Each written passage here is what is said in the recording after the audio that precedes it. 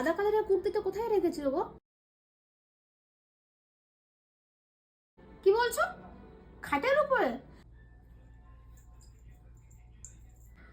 ও আলমারিতে, আচ্ছা।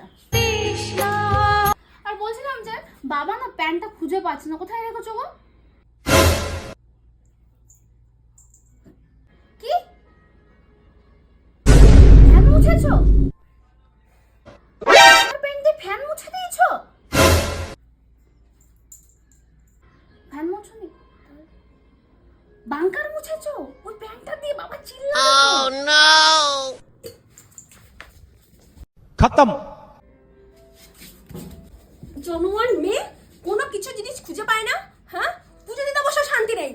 জনোয়ার মেয়ে কথা খাট। ঘরে থাকিস কি করতে? ঘর থেকে